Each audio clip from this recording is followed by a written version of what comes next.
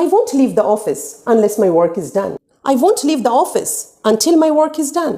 আমরা অনেক সময় কনফিউজড হয়ে গিয়ে এই দুটো শব্দকে ইন্টারচেঞ্জেবলি ব্যবহার করি। সেটা যদিও ইনফর্মাল কনটেক্সটে okay, because most of the time it works, কিন্তু ফর্মাল সেট আপে ইট ওয়ন্ট ওয়ার্ক, কারণ দুটোর মানে আলাদা, তাই দুটোর ব্যবহারও আলাদা। তাই চলো আজ আমরা এই দুটো শব্দের কারেক্ট ইউসেজটা শিখে নিই। Until refers to time. এটা বোঝায় up to the point when something happens. Focus is on time. ততক্ষণ পর্যন্ত যতক্ষণ না কিছু একটা হচ্ছে। তোমায় এখানে থাকতে হবে যতক্ষণ না মিটিংটা শেষ হচ্ছে। You can't leave until the meeting is over. তাহলে এখানে আনটিল বলতে বোঝাচ্ছে up to the point when the meeting ends. Meeting শেষ হলেই চলে যেতে পারো। কিন্তু unless refers to a condition, যা বোঝায় ইফ নট, যদি না। তুমি এখান থেকে যেতে পারবে না যদি না তুমি তোমার কাজটা শেষ করো। You can't leave the place unless you finish your work.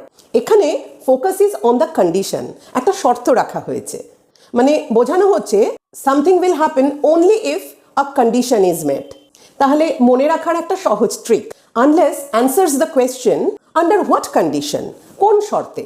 কিন্তু until answers the question till when, কখন পর্যন্ত। কি এবার বোঝা গেল তো? চলো এবার একটা টেস্ট হয়ে যাক। You won't succeed dash you work hard. ঝটপট করে এটার অ্যান্সারটা কমেন্ট বক্সে লিখে আমাদের সকলের সাথে শেয়ার করো।